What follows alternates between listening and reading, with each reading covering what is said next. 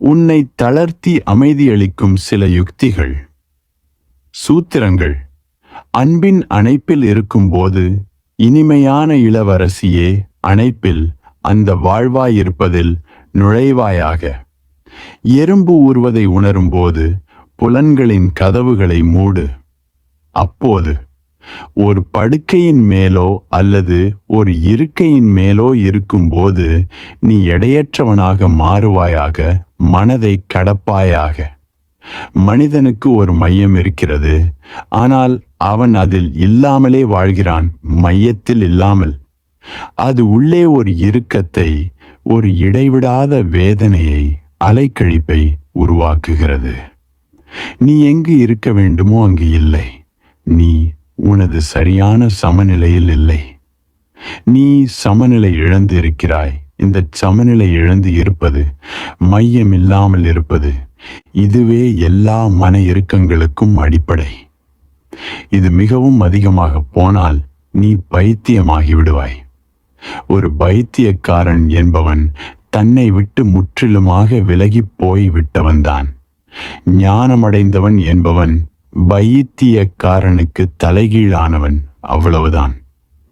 இவன் தன்னில் மையம் கொண்டிருப்பவன். நீ இரண்டிற்கும் இடையில் நீ முழுதாக உன்னை விட்டு விலகி போய்விடவில்லை. அதே சமயம் நீ உனது மையத்திலும் இல்லை. நீ இரண்டின் இடைவெளியில் நகர்ந்து கொண்டிருக்கிறாய். சில சமயங்களில் நீ மிக மிக அதிக தூரம் விலகி போய்விடுவாய். ஆகவே அந்த தருணங்களில், குறிப்பிட்ட அந்த நேரத்தில் மட்டும் நீ பைத்தியமாகிறாய். கோபத்தில், பாலுணர்வில், இப்படி எதிலெல்லாம் நீ உன்னை விட்டு வெகு தூரம் விலகிச் சென்று விடுகிறாயோ அதிலெல்லாம் அந்த குறிப்பிட்ட நேரத்தில் பைத்தியமாகிறாய். அப்போது உனக்கும் பைத்தியக்காரனுக்கும் எந்த வித்தியாசமும் இல்லை. ஒரே வித்தியாசம், அவன் எப்பொழுதும் பைத்தியக்காரத்தனத்தில் இருக்கிறான். நீ குறிப்பிட்ட சமயம் மட்டும் அங்கு இருக்கிறாய். நீ திரும்ப வந்து விடுவாய். நீ கோபத்தில் இருக்கையில் அது பைத்தியக்காரத்தனம்தான். ஆனால் அது நிரந்தரமானதல்ல. காலத்தை பொறுத்தவரை எந்த வித்தியாசமும் அங்கில்லை. ஆனால் காலத்தை பொறுத்தவரை அங்கு வித்தியாசம் இருக்கிறது. குணம் அதுவேதான். சில சமயம் நீ பைத்தியக்காரத்தனத்தை தொடுகிறாய். மேலும் சில சமயங்களில் நீ தளர்வாக இருக்கையில், முழு அமைதியோடு இருக்கையில் நீ உனது மையத்தையும் தொடுகிறாய். அவைதான் பேரானந்தமான கணங்கள். அவை நிகழ்கின்றன. அப்போது நீ ஒரு புத்தரை, ஒரு கிருஷ்ணரை போலத்தான். ஆனால் குறிப்பிட்ட தருணம் மட்டுமே, சிறிது நேரம் மட்டுமே. நீ அங்கு தங்க மாட்டாய். உண்மையில் நாம் பேரானந்தத்தில் இருக்கிறோம் என்று நீ உணரும் கணத்திலேயே நீ நகர்ந்து விடுகிறாய். நீ அதை அடையாளம் கண்டுகொள்ளும் போதே அது முடிந்து போய் விடுகிறது. அந்த அளவு அது கண நேரமே இருக்கிறது. நாம் இவை இரண்டிற்கும் இடையே தொடர்ந்து நகர்ந்து கொண்டிருக்கிறோம். ஆனால் இப்படி நகர்வது ஆபத்தானது. ஏனெனில் இப்படி இருக்கையில் நீ ஒரு சுய உருவை, ஒரு நிலையான சுய உருவை உருவாக்கி கொள்ள முடியாது. நீ யார் என்று உனக்கு தெரியாது.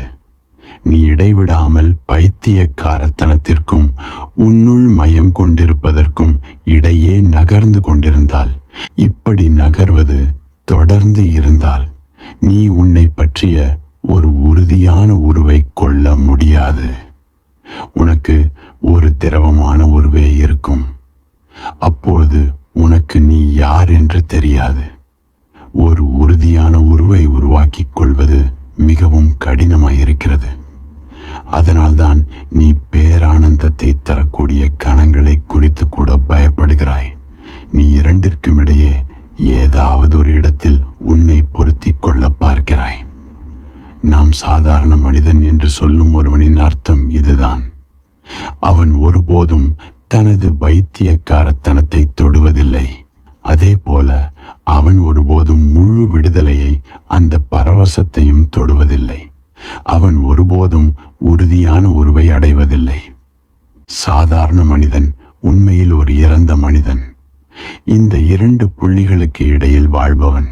அதனால்தான் தனிச்சிறப்பு பெற்ற எல்லோருமே மாபெரும் ஓவியர்கள், கலை வல்லுநர்கள், கவிஞர்கள் சாதாரணமானவர்களாய் இல்லை. இவர்கள் தண்ணீரை போன்றவர்கள். இவர்கள் சில சமயங்களில் மையத்தை தொடுகிறார்கள், சில சமயங்களில் பைத்தியமாகி விடுகிறார்கள். இவர்கள் இவை இரண்டிற்கும் இடையே வேகமாக நகர்கிறார்கள். ஆகையால் இவர்களின் வேதனை மிக பெரிது, இவர்களின் இறுக்கம் மிக அதிகம். இவர்கள் இரண்டு உள்ளங்களின் இடையில் வாழ வேண்டியிருக்கிறது. இவர்களை இடைவிடாது ஒன்றிலிருந்து மற்றொன்றுக்கு மாற்றிக்கு கொள்ள வேண்டியுள்ளது. அதனால்தான் இவர்கள் தங்களுக்கு எந்த அடையாளமும் இல்லாதவர்களாக உணர்கின்றனர். காலின் வில்சன் சொல்வதைப் போல் இவர்கள் வெளிமனிதர்களாக தங்களை உணர்கின்றனர். சாதாரண மக்களின் உலகத்தில் இவர்கள் வெளிமனிதர்களாகின்றனர்.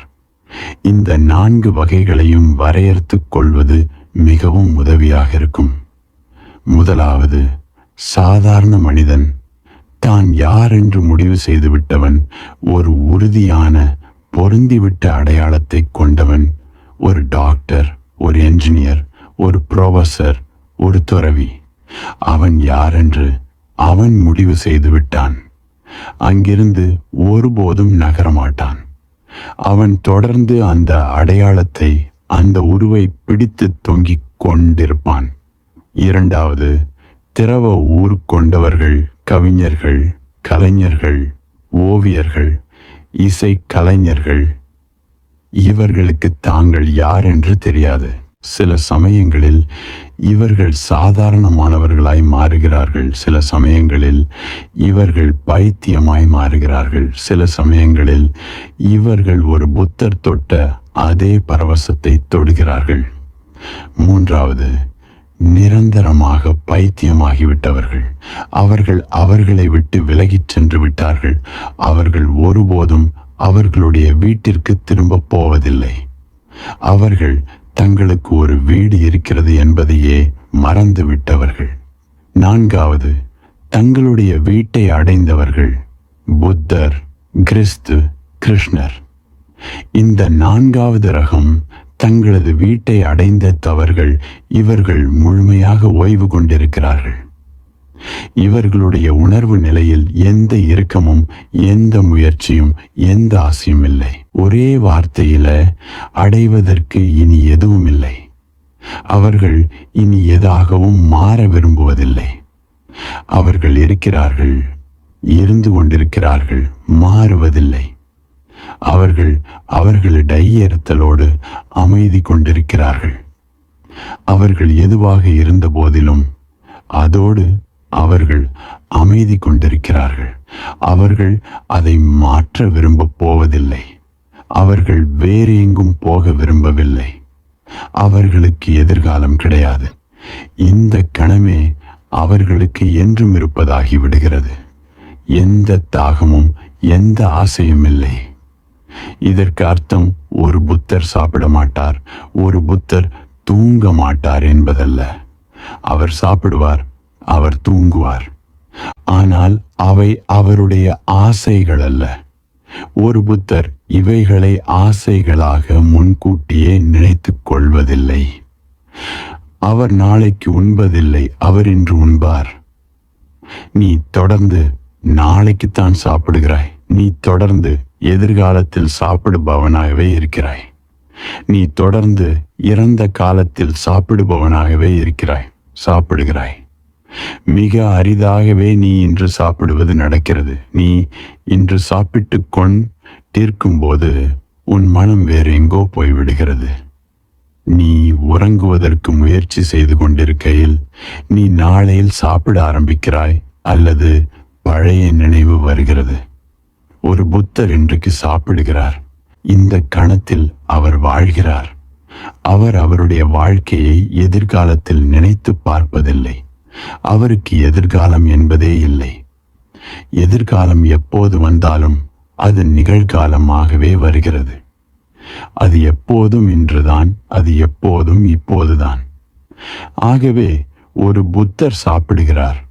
ஆனால் அவர் ஒருபோதும் மனத்தால் சாப்பிடுவதில்லை. இதை நினைவில் கொள். தலைக்குள்ளே சாப்பிடுவது என்பது கிடையாது. நீ தொடர்ந்து மனத்தால் சாப்பிட்டு கொண்டிருக்கிறாய். இது மடத்தனம். ஏனெனில் சாப்பிடுவதற்காக உள்ளதல்ல மனம். உனது எல்லா மயங்களும் குழப்பமடைகின்றன. உனது முழு உடல் மன ஏற்பாடுகளும் கலந்து கிடக்கின்றன. அது பைத்தியமாக உள்ளது. ஒரு புத்தர் உண்கிறார், ஆனால் அவர் ஒருபோதும் உண்பதை பற்றி யோசிப்பதில்லை. இது எல்லாவற்றிற்கும் பொருந்தும். ஆகவே சாப்பிடும் பொழுது ஒரு புத்தர் உன்னைப் போலவே சாதாரணமானவர்தான். ஒரு புத்தர் சாப்பிட மாட்டார், அல்லது தகிக்கும் வெயிலில் கூட அவருக்கு வேர்வை வராது, அல்லது குளிரடிக்கும் போது அவருக்கு குளிராது என்றெல்லாம் நினைக்காதே. அவர் உணர்வார். ஆனால் அவர் எப்பொழுதும் நிகழ்காலத்திலே உணர்வார், ஒருபோதும் எதிர்காலத்தில் அல்ல. வேறொன்றாவது என்பதே அங்கில்லை.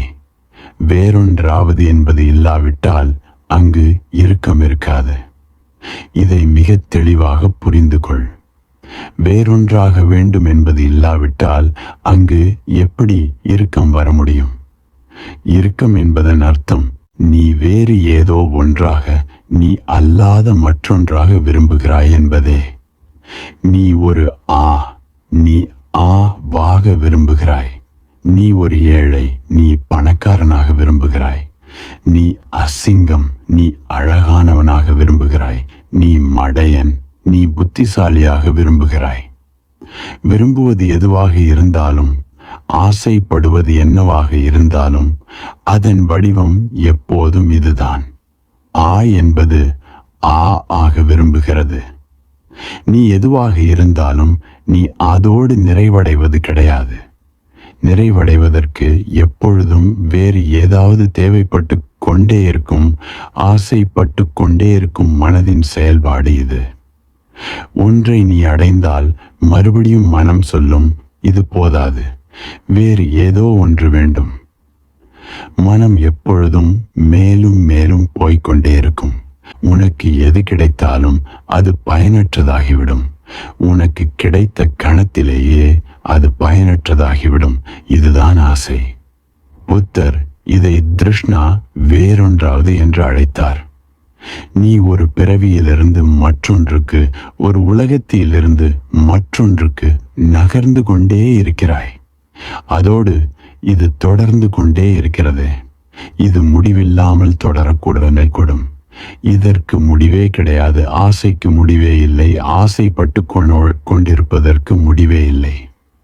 வேறொன்றாவது அங்கு இல்லை என்றால் நீ எப்படி இருக்கிறாயோ அதை அப்படியே ஏற்றுக்க கொள்ள முடிந்தால் மாறுவது நின்று விடுகிறது. அப்போது அங்கு இறுக்கமில்லை.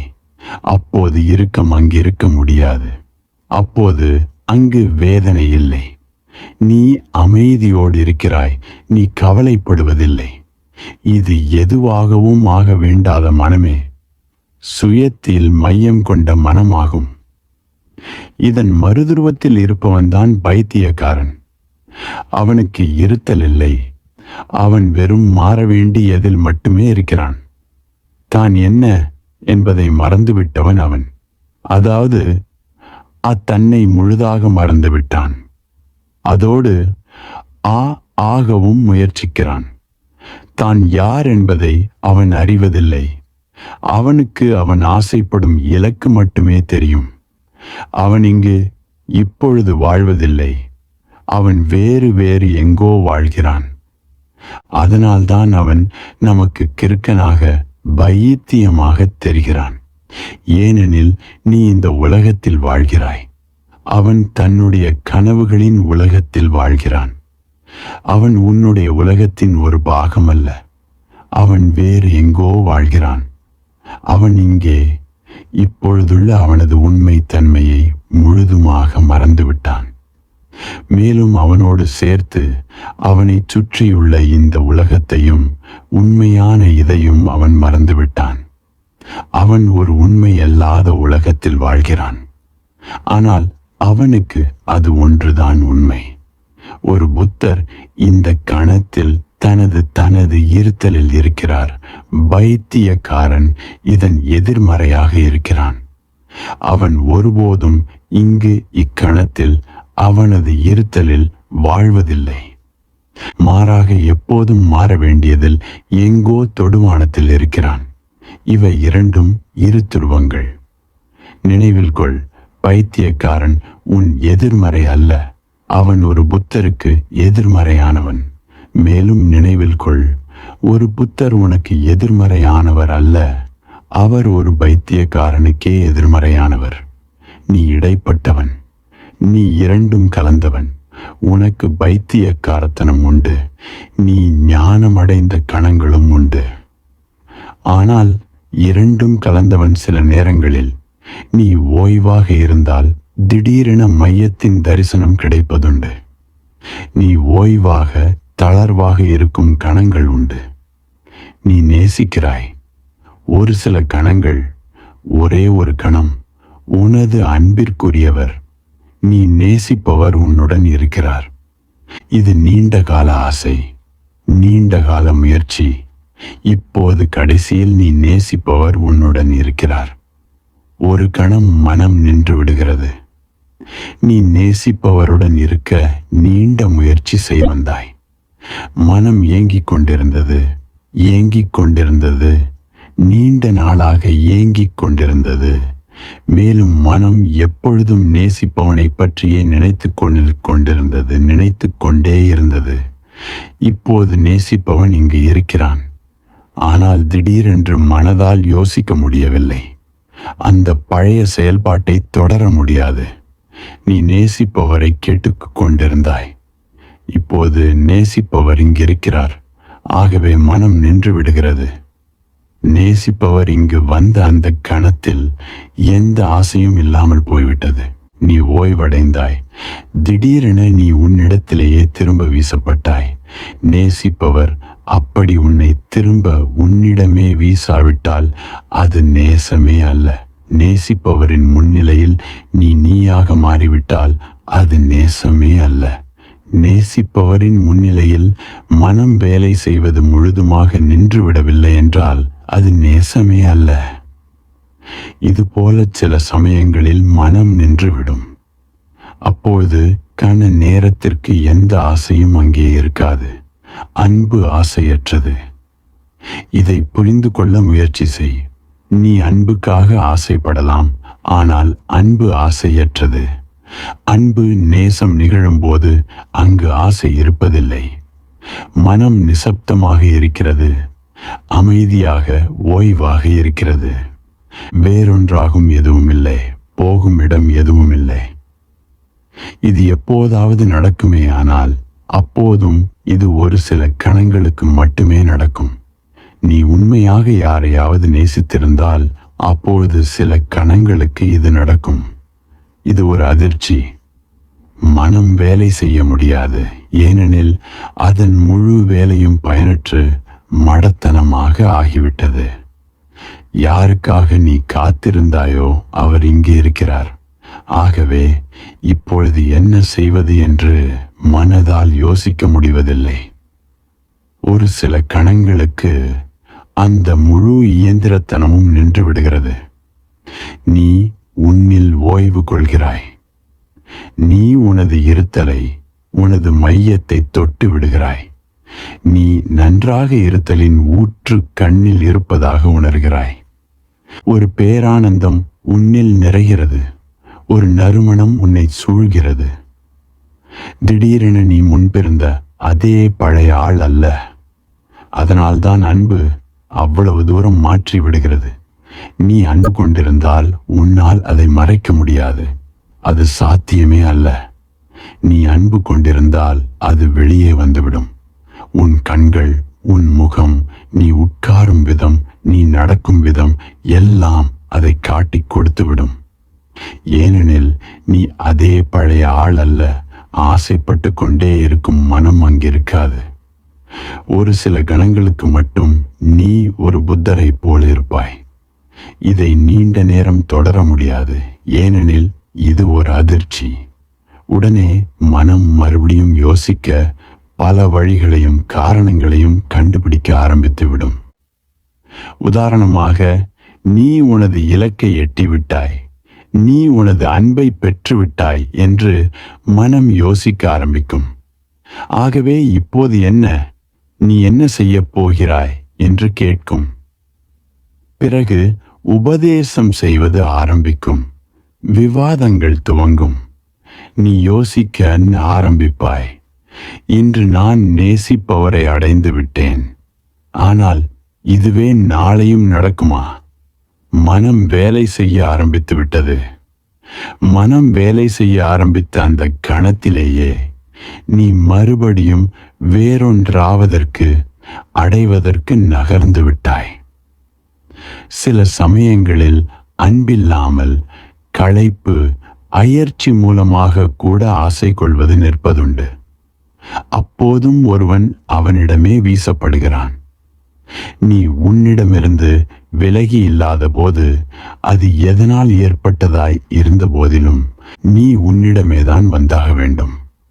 ஒருவன் முழுதான மனமுடைந்து எந்த எதிர்கால நம்பிக்கையும் இல்லாமல் ஆகிவிடும் போது, அப்போது திடீரென ஒருவன் தனது வீட்டில் இருப்பதாக உணருவான். இப்போது அவனால் எங்கும் போக முடியாது. எல்லா கதவுகளும் மூடிவிட்டன. எல்லா எதிர்கால நம்பிக்கைகளும் போய்விட்டன. இப்போது அதோடு ஆசைகளும் வேறொன்றாவதும் சேர்ந்து போய்விடுகிறது. இது நீண்ட நேரத்திற்கு இருக்காது. ஏனெனில் உனது மனத்தில் ஒரு இயங்குமுறை உள்ளது. அது சில கணங்களுக்கு இல்லாமல் போகலாம். ஆனால் திடீரென அது மறுபடியும் உயிர்த்தெழுந்துவிடும். ஏனெனில் நீ எதிர்கால நம்பிக்கை இல்லாமல் வாழ முடியாது. நீ ஏதாவது ஒரு எதிர்கால நம்பிக்கையை கண்டுபிடித்தாக வேண்டும். நீ ஆசை இல்லாமல் வாழ முடியாது. ஏனெனில் உனக்கு ஆசை இல்லாமல் வாழ்வது எப்படி என்று தெரியாது. ஆகவே நீ ஏதாவது ஆசையை ஏற்படுத்தி கொள்ள வேண்டும். உன் மனம் செயல்படுவது நின்று போகும்படியாக நடக்கும் எந்த சூழ்நிலையிலும் நீ உனது மையத்தில் இருப்பாய். நீ விடுமுறையில் இருக்கிறாய். ஒரு காட்டிலோ, ஒரு மலை வாசஸ்தலத்திலோ அல்லது ஒரு பீச்சிலோ இருக்கிறாய். திடீரென உனது வழக்கமான மனம் வேலை செய்ய முடியாது. அலுவலகம் இங்கே இல்லை, மனைவி இங்கே இல்லை, அல்லது கணவன் இங்கே இல்லை. திடீரென மிகவும் புதிய சூழ்நிலை. ஆகவே மனதிற்கு இதில் வேலையை ஆரம்பிக்க, இதில் தன்னை பொருத்தி கொள்ள சிறிது நேரமாகும். மனம் பொருந்தாமல் உணரும். இந்த மிகவும் புதிய சூழ்நிலையில் நீ தளர்வு அடைகிறாய். அப்போது நீ உனது மையத்தில் இருக்கிறாய். இந்த கணங்களில் நீ ஒரு புத்தராகிறாய். ஆனால் இவை வெறும் ஒரு சில கணங்களே. இதன் பின் இது உன்னை துரத்தும். நீ இதை திரும்ப கொண்டு வர மீண்டும் மீண்டும் இதே வகையில் செய்து பார்ப்பாய். ஆனால் நினைவில் கொள், அது இயற்கையாக ஏற்பட்டது. ஆகவே நீ அதை திரும்பச் செய்ய முடியாது. நீ எந்த அளவு அதை திரும்பச் செய்ய முயற்சிக்கிறாயோ அந்த அளவு அது உன்னிடம் வருவது சாத்தியமற்ற போகும். இது எல்லோருக்கும் நிகழ்கிறது. நீ யாரையாவது நேசிக்கிறாய். முதல் சந்திப்பில் உன் மனம் சில கணங்களுக்கு நின்று விடுகிறது. பின் நீங்கள் திருமணம் செய்து கொள்கிறீர்கள். ஏன் நீங்கள் திருமணம் செய்து கொண்டீர்கள்? அந்த அழகான கணங்களை திரும்ப திரும்ப கொண்டு வருவதற்காகவே. ஆனால் அவை நிகழ்ந்தபோது உங்களுக்கு திருமணமாகவில்லை. திருமணத்திற்கு பின் அவை நடக்க முடியாது. ஏனெனில் முழு சூழ்நிலையும் மாறிவிட்டது. 2 பேர் முதலாக சந்திக்கும் பொழுது அந்த முழு சூழ்நிலையும் புதியது. அவர்களுடைய மனம் அதில் வேலை செய்ய முடியாது. அவர்கள் அதில் மூழ்கடிக்கப்படுகின்றனர். புது அனுபவத்தால், புது வாழ்வால், புது மலர்ச்சியால் அவர்கள் நிறைந்து விடுகின்றனர். பிறகு மனம் வேலை செய்ய ஆரம்பிக்கிறது. அப்பொழுது அவர்கள் நினைக்கிறார்கள், இது எவ்வளவு ஒரு அருமையான கணம். நான் இதை தினந்தோறும் திரும்பிச் செய்ய விரும்புகிறேன். ஆகவே நான் திருமணம் செய்து கொள்ள வேண்டும். மனம் எல்லாவற்றையும் அழித்துவிடும். திருமணம் என்றால் மனம். அன்பு இயற்கையானது. திருமணம் கணக்கு போடுவது. திருமணம் செய்து கொள்வது ஒரு கணக்கு போட்டு செய்யும் செயல். பிறகு நீ அந்த கணங்களுக்காக காத்திருக்கிறாய். ஆனால் அவை ஒருபோதும் மறுபடியும் வருவதில்லை. அதனால்தான் ஒவ்வொரு திருமணமான ஆணும் பெண்ணும் மனமுடைந்து போயுள்ளனர். ஏனெனில் அவர்கள் ஏற்கனவே நடந்த சிலவற்றிற்காக காத்திருக்கின்றனர். ஏன் அவைகள் திரும்ப நிகழ்வதில்லை? அவை நடக்க முடியாது. ஏனெனில் நீ முழு சூழ்நிலையையும் இழந்துவிட்டாய். இப்போது நீ புதிது அல்ல. இப்போது இயற்கையான எதுவும் கிடையாது. இப்போது அன்பு செய்வது என்பது ஒரு வழக்கமான செயல். இப்போது எல்லாமே எதிர்பார்க்கப்படுவதும் உரிமை கோருவதுமாக ஆகிவிட்டது. இப்போது அன்பு செய்வது ஒரு கடமையாக மாறிவிட்டது, ஒரு வேடிக்கை அல்ல. முதலில் அது வேடிக்கையாக இருந்தது. இப்போது அது ஒரு கடமை. வேடிக்கை கொடுக்கும் அளவு பேரானந்தத்தை கடமையால் உனக்கு கொடுக்க முடியாது. அது சாத்தியமே இல்லை. இது முழுவதும் உனது மனதால் உருவாக்கப்பட்டது. இப்போது நீ எதிர்பார்த்து கொண்டே போகிறாய். ஆனால் நீ எந்த அளவு எதிர்பார்க்கிறாயோ அந்த அளவு அது நடப்பதற்கான சாத்தியம் குறையவே செய்யும். இது எல்லா இடத்திலும் நிகழ்கிறது, வெறும் திருமணத்தில் மட்டுமல்ல. நீ ஒரு குருவிடம் போகிறாய். அந்த அனுபவம் புதியதாக இருக்கிறது. அவரது முன்னிலை, அவரது சொற்கள், அவரது வாழ்க்கை முறை எல்லாமே புதியதாக இருக்கிறது. திடீரென உனது மனம் வேலை செய்வது நிற்கிறது. பிறகு நீ நினைக்கிறாய், இவர்தான் எனக்கான மனிதன், ஆகவே தினந்தோறும் நான் போக வேண்டும். இப்படியாக நீ அவனை திருமணம் செய்து கொள்கிறாய். மெதுவாக மனம் உடைந்து போகிறது. ஏனெனில் நீ அதை கடமையாக, வழக்கமாக மாற்றிவிட்டாய். இப்போது அந்த பழையன போன்ற அனுபவங்கள் வருவதில்லை. பிறகு அந்த மனிதன் உன்னை ஏமாற்றி விட்டதாக அல்லது ஏதோ ஒரு வகையில் நீ முட்டாளாக்கப்பட்டு விட்டதாக நீ நினைக்கிறாய். பிறகு நீ நினைக்கிறாய், அந்த முதல் அனுபவம் வெறும் பிரமை. நான் வசியமோ அல்லது வேறு ஏதாவதோ ஆகியிருக்க வேண்டும். அது உண்மை அல்ல. அது உண்மைதான். உனது வழக்கமான மனம் அதை உண்மையற்றதாக ஆக்குகிறது. பிறகு உன் மனம் எதிர்பார்க்க ஆரம்பித்தது. ஆனால் முதல் முறை அது நடந்தபோது நீ பார்த்து கொண்டிருக்கவில்லை. நீ எந்த எதிர்பார்ப்பும் இல்லாமல் வந்திருந்தாய். நீ எது நடந்தாலும் ஏற்றுக்கொள்ளும் திறந்த நிலையில் வந்திருந்தாய். இப்போது தினந்தோறும் நீ எதிர்பார்ப்புகளுடன் வருகிறாய். மூடிய மனத்தோடு வருகிறாய். அது நிகழ முடியாது. அது எப்பொழுதும் திறந்த மனத்தோடு இருக்கும் போதுதான் நிகழ்கிறது. அது எப்பொழுதும் புதிய சூழ்நிலையில்தான் நிகழ்கிறது. இதன் அர்த்தம் நீ தினமும் உனது சூழ்நிலையை மாற்றிக்கொண்டே இருக்க வேண்டும் என்பதல்ல. மாறாக உனது மனத்தை ஒரு குறிப்பிட்ட வழக்கத்தை ஏற்படுத்தி கொள்ள அனுமதிக்காதே என்பதே அர்த்தம். பிறகு தினந்தோறும் உன் மனைவி புதிதாக இருப்பாள், உன் கணவன் புதிதாக இருப்பான். ஆனால் ஒரே மாதிரியான எதிர்பார்ப்புகளை உருவாக்கி கொள்ள உன் மனத்தை அனுமதிக்காதே. மனதை எதிர்காலத்திற்கு போக அனுமதிக்காதே. பிறகு உனது குரு தினந்தோறும் புதிதாயிருப்பார். உனது நண்பன் தினந்தோறும் புதிதாயிருப்பான். இந்த உலகத்தில் மனதை தவிர மற்ற எல்லாம் புதியவையே. மனம் ஒன்று மட்டுமே பழையது. அது எப்பொழுதுமே பழையதுதான். சூரியன் தினந்தோறும் புதிதாக உதிக்கிறது. அது பழைய சூரியன் அல்ல. சந்திரன் புதிது. பகல், இரவு, மலர்கள், மரங்கள் எல்லாமே புதியது. உனது மனதை தவிர. உனது மனம் எப்பொழுதுமே பழையது. நினைவில் கொள். எப்பொழுதும். ஏனெனில் மனதிற்கு இறந்த காலம் வேண்டும். அனுபவங்களின் சேர்க்கை, அனுபவங்களின் எதிர்பார்ப்பு வேண்டும். மனதிற்கு இறந்த காலம் தேவை. வாழ்க்கைக்கு நிகழ்காலம் தேவை. வாழ்க்கை எப்பொழுதும் பேரானந்தமாயிருக்கிறது. மனம் ஒருபோதும் அப்படி இருப்பதில்லை. எப்பொழுதெல்லாம் உன் மனத்தை நீ உள்ளே அனுமதிக்கிறாயோ அப்பொழுதெல்லாம் துன்பம் உள்ளே வருகிறது. இந்த இயற்கையான கணங்கள் மறுபடியும் திரும்ப கொண்டு வர முடியாதவை. ஆகவே என்ன செய்வது?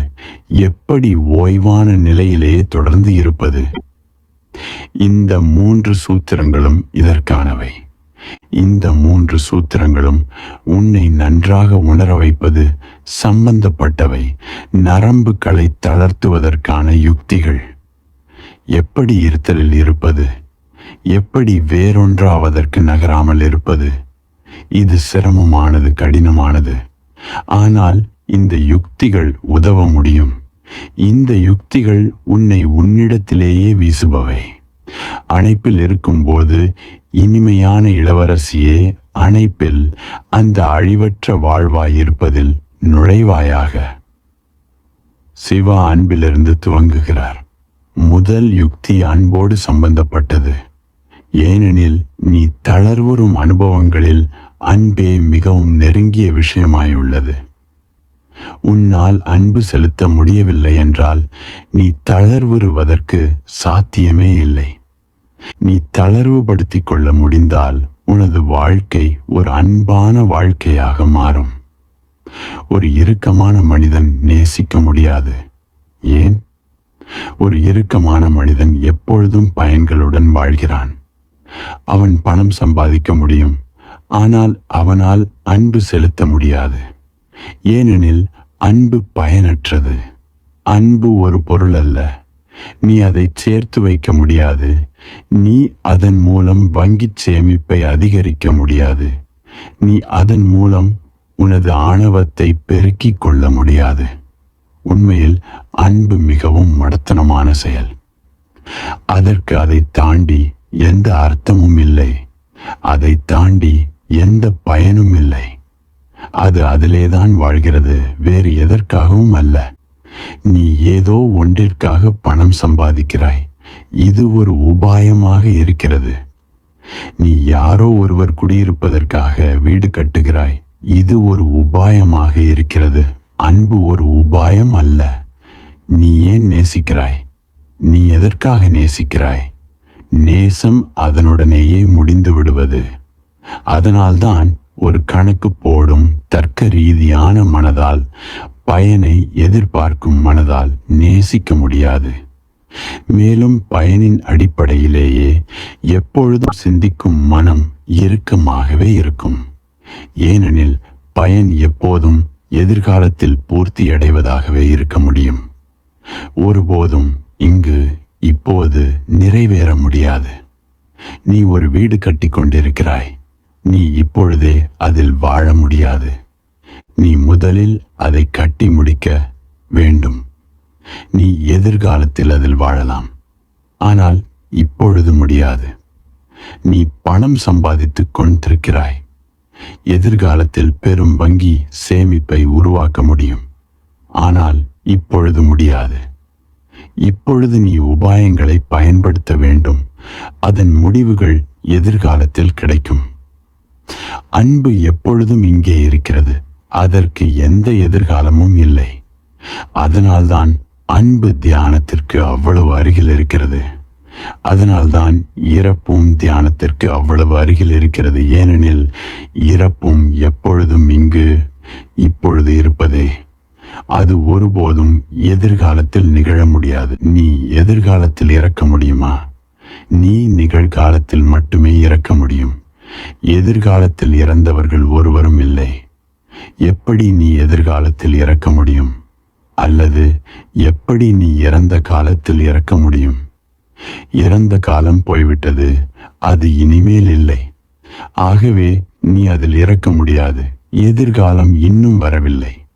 ஆகவே நீ எப்படி அதில் இறக்க முடியும்? இறப்பு எப்பொழுதும் நிகழ்காலத்திலேயே நடக்கிறது. இறப்பு, அன்பு, தியானம் இவையெல்லாம் எப்பொழுதும் நிகழ்காலத்திலேயே நடக்கின்றன. ஆகவே உனக்கு இறப்பை பற்றிய பயம் இருந்தால் நீ நேசிக்க முடியாது.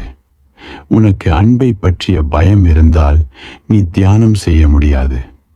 உனக்கு தியானத்தை குறித்து பயம் இருந்தால் உனது வாழ்க்கையே பயனற்றது. பயனற்றது என்று சொல்வதன் பொருள் பயன் குறித்தது அல்ல. மாறாக உனது வாழ்வில் நீ எந்த பேரானந்தத்தையும் உணர மாட்டாய் என்கிற விதத்தில் பயனற்றது. அது வீணானதாகவே இருக்கும். இந்த மூன்றையும் தொடர்பு படுத்துவது ஆச்சரியமாக தெரியலாம். அன்பு, தியானம், இறப்பு. அப்படியல்ல அது. அவை ஒரே மாதிரியான அனுபவங்கள். ஆகவே நீ ஒன்றில் நுழைய முடிந்தால் நீ மற்ற இரண்டிலும் நுழைய முடியும். சிவா அன்பிலிருந்து துவங்குகிறார். அவர் சொல்கிறார், அன்பின் அணைப்பில் இருக்கும்போது இனிமையான இளவரசியே, அணைப்பில் அந்த அழிவற்ற வாழ்வாய் இருப்பதில் நுழைவாயாக. இதன் அர்த்தம் என்ன? பல விஷயங்கள். ஒன்று, நீ அன்பு செய்யப்படும் பொழுது இறந்த காலம் நின்று விடுகிறது, எதிர்காலம் இல்லாமல் போகிறது. நீ நிகழ்காலத்தின் பரிமாணத்திற்கு வருகிறாய். நீ இப்பொழுதற்கு நகர்கிறாய். நீ யாரையாவது நேசித்ததுண்டா? நீ யாரையாவது நேசித்திருந்தால் அப்போது உனக்கு அங்கு மனம் இல்லாமல் போய்விடுகிறது என்பது தெரிந்திருக்கும். இதனால்தான் அறிவாளிகள் என்று அழைக்கப்படுபவர்கள் சொல்கிறார்கள், அன்பு குருடானது, மனமற்றது, பைத்தியக்காரத்தனமானது என்று. அவர்கள் சொல்வதன் சாரம் சரிதான். நேசிப்பவர்கள் குருடுதான். ஏனெனில் எதிர்காலத்தை பார்க்கும் கண்கள் அவர்களுக்கில்லை. அடுத்து என்ன செய்யப் போகிறோம் என்று கணக்கு போடும் மனம் அவர்களுக்கில்லை. அவர்கள் குருடாக இருக்கிறார்கள். அவர்களால் இறந்த காலத்தை பார்க்கவும் முடியாது. நேசிப்பவர்களுக்கு என்ன நடக்கிறது?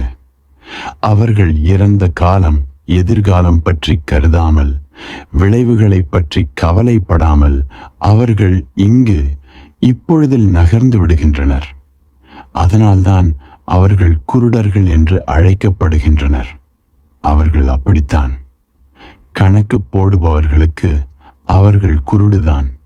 கணக்கு போடாதவர்களுக்கு அவர்கள் உண்மையை தரிசிப்பவர்கள். கணக்கு போடாதவர்கள் அன்பையே உண்மையான கண்களாக, உண்மையான பார்வையாக காண்பார்கள். ஆகவே முதல் விஷயம், அன்பிற்கும் கணத்தில் இறந்த காலமும் எதிர்காலமும் இல்லாமல் போய்விடும். இப்போது ஒரு நுட்பமான விஷயத்தை புரிந்து கொள்ள வேண்டும். இறந்த காலமும் எதிர்காலமும் இல்லாத பொழுது நீ இந்த கணத்தை நிகழ்காலம் என்று அழைக்க முடியுமா? இது நிகழ்காலமாவது அவை இரண்டிற்கும் இடையேதான். இறந்த காலம், எதிர்காலம் இரண்டின் இடையேதான். இது அவைகளை சார்ந்து சொல்லப்படுவதே. இறந்த காலமும் எதிர்காலமும் இல்லாத பொழுது இதை நிகழ்காலம் என்று அழைப்பதில் என்ன அர்த்தம் இருக்கிறது? அது அர்த்தமற்றது. அதனால்தான் சிவா நிகழ்காலம் என்ற சொல்லை பயன்படுத்தவில்லை. அவர் சொல்கிறார், அழிவற்ற வாழ்வாயிருப்பதில். அவர் இன்றும் இருப்பதை அர்த்தமாகச் சொல்கிறார். காலமற்றதில் நுழைவதைச் சொல்கிறார். நாம் காலத்தை இறந்த காலம், நிகழ்காலம், எதிர்காலம் என்று மூன்றாக பிரித்திருக்கிறோம். இப்படி பிரித்துள்ளது தவறு, முற்றிலும் தவறு. காலம் உண்மையில் இறந்த காலமும் எதிர்காலமும் தான். இப்போது நிகழ்வது காலத்தின் பாகம் அல்ல.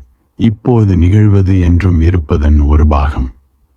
நடந்து முடிந்தது காலத்தைச் சேர்ந்தது. நடக்கப் போவது காலத்தைச் சேர்ந்தது. நடந்து கொண்டிருப்பது இது காலம் அல்ல. ஏனெனில் இது ஒருபோதும் முடிவதில்லை. இது எப்பொழுதும் இங்கு இருக்கிறது. இப்பொழுதும் எப்போதும் இங்கேயே இருக்கிறது. இது எப்பொழுது இங்கிருப்பது? இந்த இப்பொழுது என்பது சாசுவதமானது, என்றும் இருப்பது. நீ இறந்த காலத்திலிருந்து நகர்ந்து வந்தால் நீ ஒருபோதும் நிகழ்காலத்திற்கு வருவதில்லை. இறந்த காலத்திலிருந்து நீ எதிர்காலத்திற்கே எப்பொழுதும் நகர்கிறாய். அங்கு நிகழ்காலம் என்ற ஒரு கணம் வருவதே இல்லை.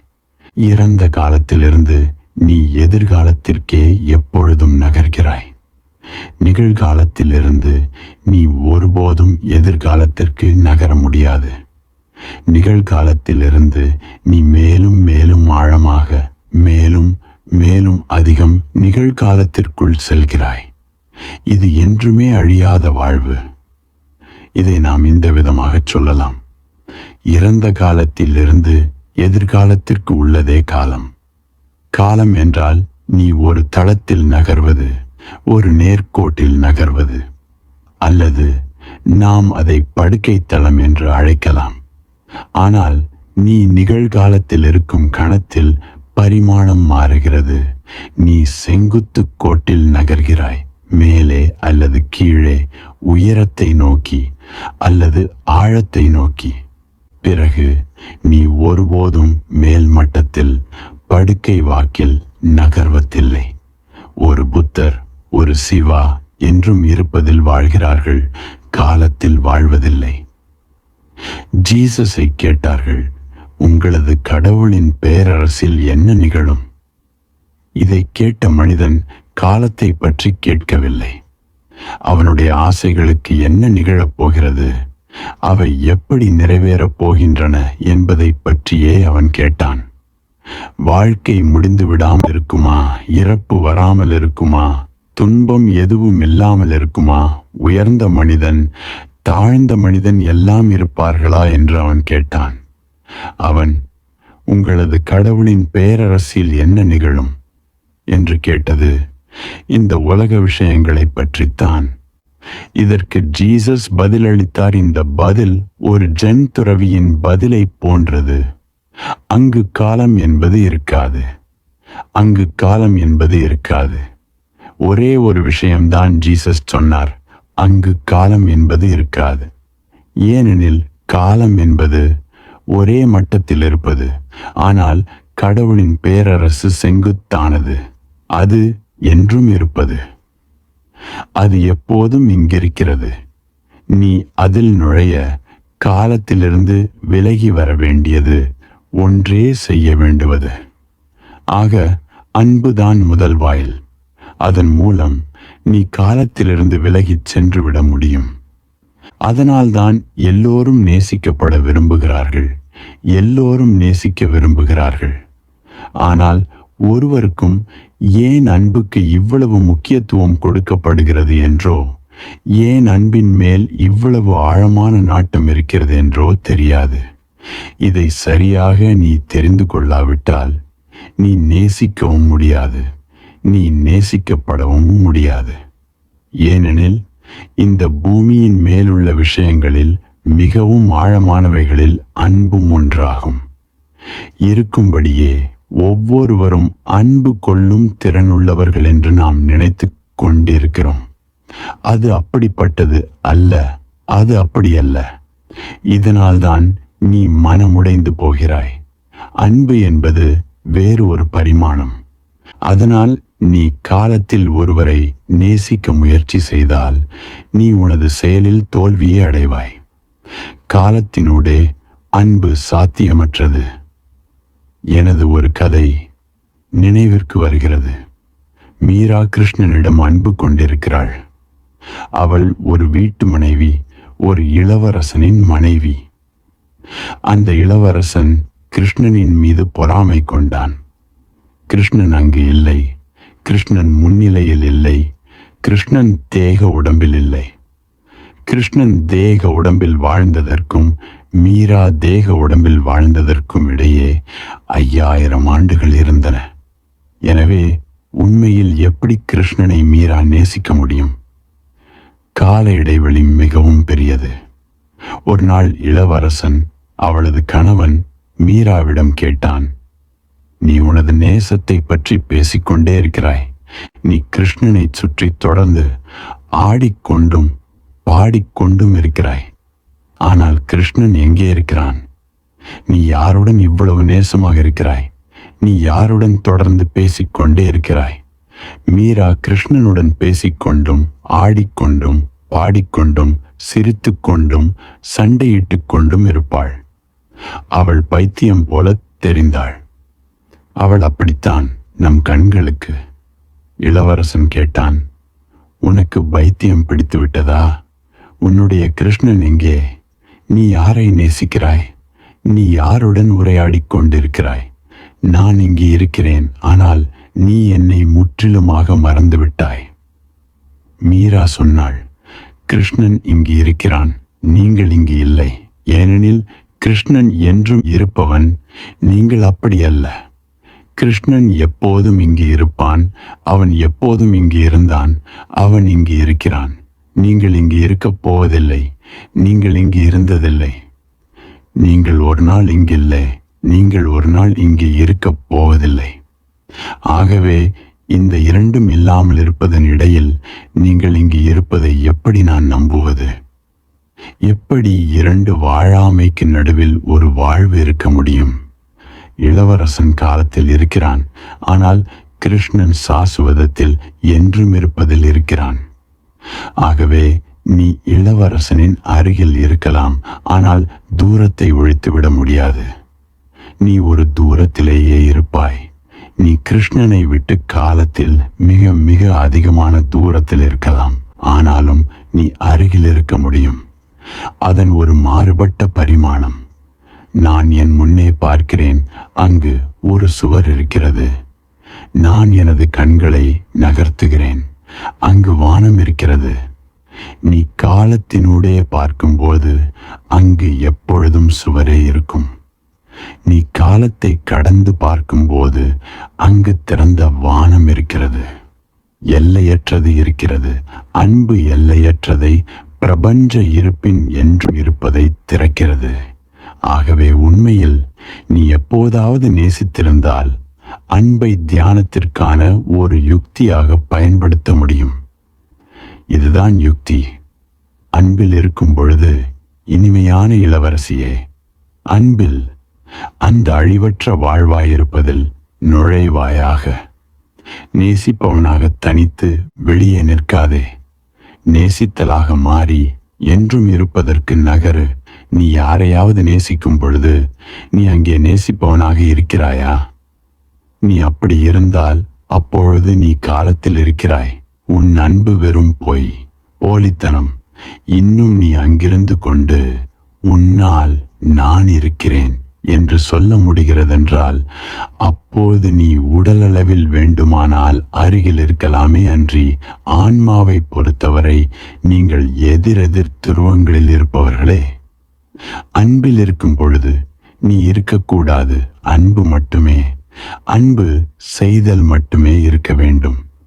அன்பு செய்தலாக மாறிவிடு. உன்னுடைய அன்பிற்குரியவனை அணைக்கும் போது அந்த அணைப்பாகவே மாறிவிடு.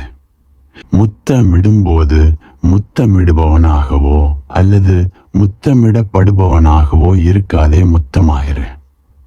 ஆணவத்தை முற்றிலுமாக மறந்துவிடு. செயலில் அதை கரைத்துவிடு. செய்பவன் மறைந்துவிடும் அளவு ஆழமாக செயலில் இறங்கு.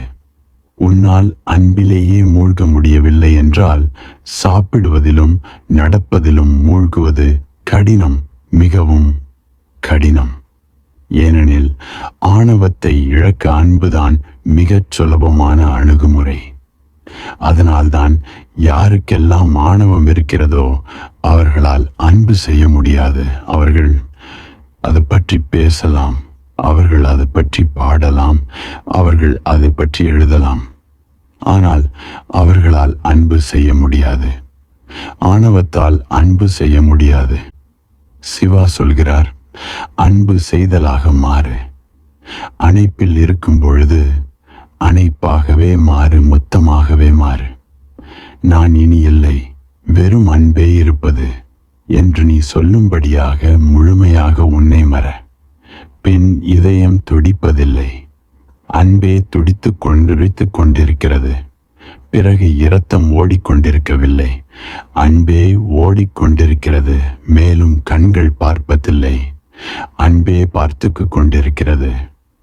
பிறகு தொடுவதற்கு கைகள் நகர்வதில்லை. அன்பே தொடுவதற்காக நகர்கிறது. அன்பாக மாறு. என்றும் இருக்கும் வாழ்க்கைக்குள் நுழை. அன்பு திடீரென உனது பரிமாணத்தை மாற்றுகிறது. நீ காலத்திலிருந்து வீசி எறியப்படுகிறாய். அதோடு நீ என்றும் இருப்பதை சந்திக்கிறாய். அன்பு ஒரு ஆழமான தியானமாக மாற முடியும். எவ்வளவு ஆழம் சாத்தியமோ அந்த அளவு. சில நேரங்களில் தவசிகள் அறியாததை கூட நேசிப்பவர்கள் அறிவார்கள். பல யோகிகள் தொடாமல் விட்டுவிட்ட மையத்தை நேசிப்பவர்கள் தொடுகின்றனர். ஆனால் உன்னுடைய அன்பை தியானமாக மாற்றாவிட்டால் இது ஒரு வெறும் கணநேர தரிசனமாகவே இருக்கும். தந்திரா என்பதன் அர்த்தம் இதுதான், அன்பை தியானமாக மாற்றுவது. இப்பொழுது நீ புரிந்து கொள்ளலாம் ஏன் தந்திரா அன்பை பற்றியும் பாலுணர்வை பற்றியும் இவ்வளவு பேசுகிறது என்பதை. ஏனெனில் இந்த உலகத்தை, இந்த படுக்கைமற்ற பரிமாணத்தை கடந்து செல்ல அன்புதான் மிகச் சுலபமான இயற்கையான வழியாக இருக்கிறது. சிவாவை அவருடைய ராணி தேவியுடன் பார், அவர்களை பார். அவர்கள் இரண்டாக தெரியவில்லை, அவர்கள் ஒன்றே. இந்த ஒன்றிய நிலைக்குறிகளை குறிப்பதிலும் கூட என்ற அளவுக்கு ஆழமாக சென்றிருக்கிறது. நாம் எல்லோரும் சிவலிங்கத்தை பார்த்திருக்கிறோம். அது ஒரு ஆண்குறியின் குறியீடு, சிவாவின் பாலுணர்வு உறுப்பு. ஆனால் அது தனியாக இல்லை, அது தேவியின் பாலுணர்வு உறுப்பில் ஊன்றி நிற்கிறது. பழைய கால இந்துக்கள் மிகவும் வெளிப்படையானவர்களாக இருந்திருக்கிறார்கள். இப்போது நீ சிவலிங்கத்தை பார்க்கும்போது நீ ஒருபோதும் அது ஒரு ஆண்குறியின் குறியீடு என்று நினைப்பதில்லை. நாம் மறந்துவிட்டோம். நாம் இதை முற்றிலும் மறந்துவிட முயற்சிக்கிறோம். ஜங் தனது சுயசரிதையில், தனது நினைவு குறிப்பில் ஒரு மிக அழகான வேடிக்கையான சம்பவத்தை நினைவு கூர்கிறார். அவர் இந்தியாவிற்கு வந்து கொனாரக் கோவிலை பார்க்கச் சென்றிருந்தார்.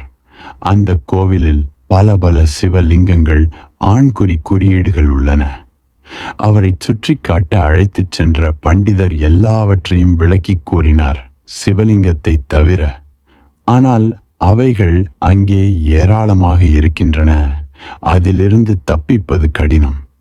ஜங்கிற்கு மிக நன்றாக தெரியும். இருந்த போதும் அந்த பண்டிதரை கேலி செய்வதற்காக அவர் கேட்டுக்கொண்டே இருந்தார். ஆனால் இவை என்ன என்று. கடைசியில் பண்டிதர் அவருடைய காதில், ஜங்கின் காதில் மெதுவாக கூறினார், இங்கு என்னை கேட்காதீர்கள், நான் பிறகு உங்களுக்கு சொல்கிறேன்.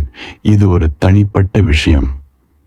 ஐங் கண்டிப்பாக உள்ளுக்குள் சிரித்திருப்பார். இவர்கள்தான் இன்றைய இந்துக்கள். பிறகு கோயிலுக்கு வெளியே பண்டிதர் அருகில் வந்து சொன்னார், மற்றவர்களுக்கு முன்னால் நீங்கள் அதை கேட்டது அவ்வளவு சரியல்ல. இப்போது நான் உங்களிடம் சொல்கிறேன், அது ஒரு இரகசியம். மறுபடியும் அவர் ஜங்கின் காதில் சொன்னார், பிற பொறுப்புகள் அவை நமது. ஐங் திரும்பிச் சென்ற பிறகு அவர் ஒரு பெரும் அறிஞரை பழங்கால எண்ணங்கள், இதிகாசம், தத்துவம் இவற்றில் ஒரு அறிஞர் ஹென்ரிஷ் சிம்மரை சந்தித்தார். இந்த சம்பவத்தை சிம்மரிடம் விவரித்தார். இந்திய சிந்தனைகளை ஊடுருவி பார்க்க முனைந்தவர்களில் சிம்மர் மிகவும் உயர்ந்த மனம் இயற்கையிலேயே வாய்க்கப் பெற்றவர். மேலும் அவர் இந்தியாவையும் இந்தியாவின் சிந்தனை வழிகளையும் பழங்கால தர்க்க ரீதியானதல்லாத வாழ்வை ஒரு புதிராக பார்ப்பதை மிகவும் நேசிப்பவர். அவர் ஜங்கிடமிருந்து இதை கேட்டபோது அவர் சிரித்துவிட்டு சொன்னார், இது ஒரு மாறுதலானதாக இருக்கிறது.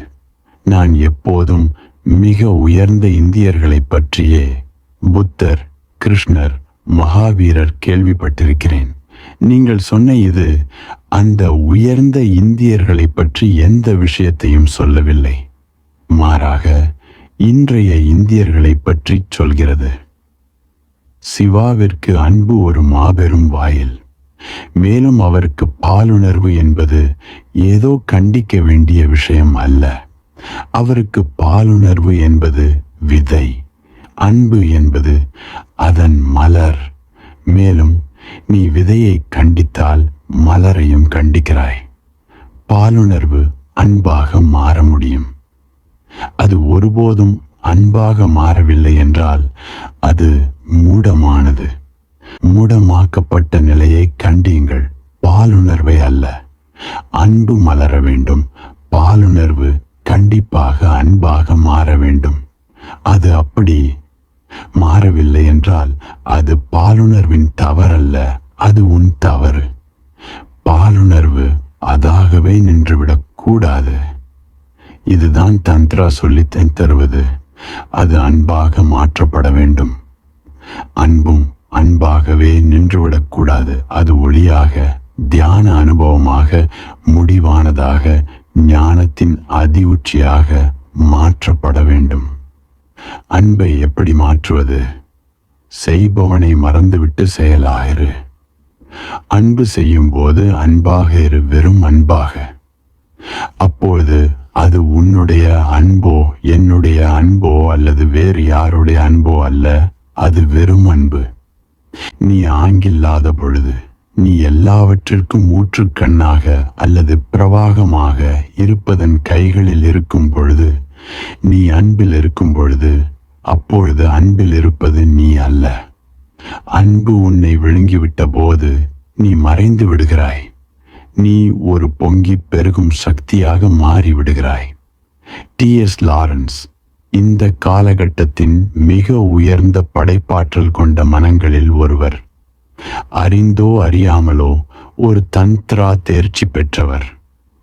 மேற்கத்திய நாடுகளில் அவர் முற்றிலுமாக பழிக்கப்பட்டார். அவரது புத்தகங்கள் தடை செய்யப்பட்டன. அவர் சொன்னார், பாலுணர்வு சக்தியே ஒரே சக்தி.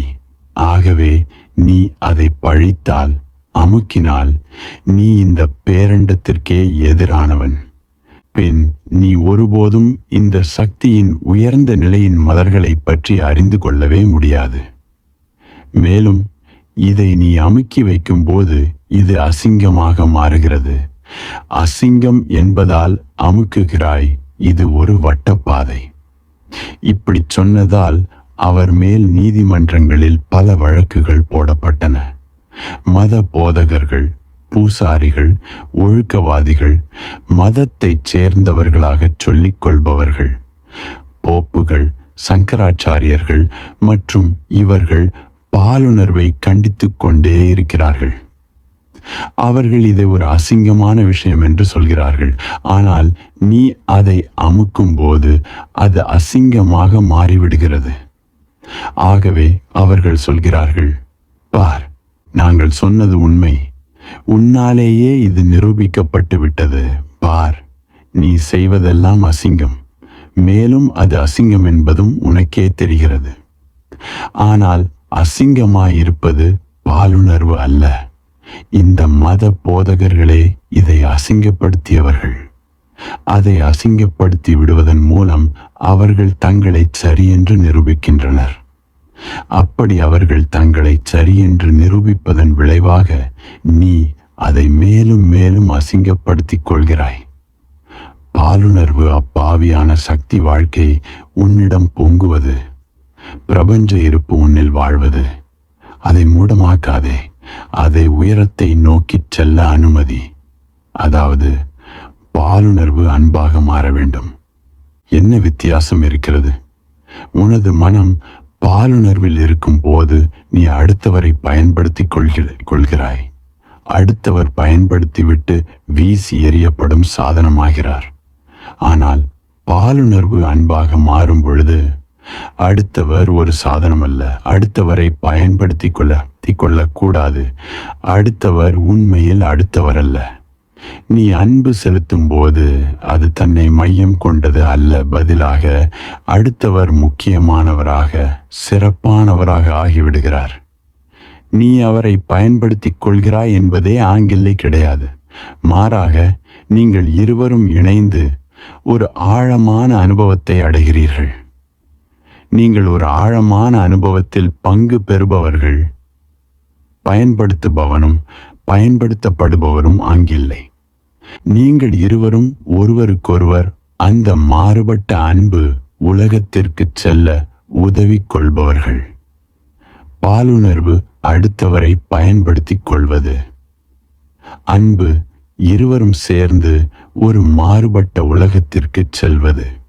இப்படி செல்வது கண நேரத்திற்கே என்றில்லாமல் இப்படி செல்வது தியானத்தன்மைக்கு மாறிவிட்டால், அதாவது நீ உன்னை முற்றிலுமாக மறந்துவிட முடிந்தால் அங்கு நேசிப்பவரும் நேசிக்கப்படுபவரும் மறைந்து விட்டால் அங்கு வெறும் அன்பு மட்டுமே பொங்கி பெருகினாள்.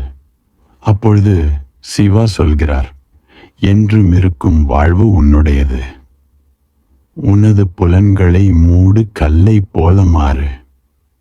இரண்டாவது தளர்த்தும் யுக்தி, எறும்பு ஊர்வதை உணரும்போது புலன்களின் கதவுகளை மூடு.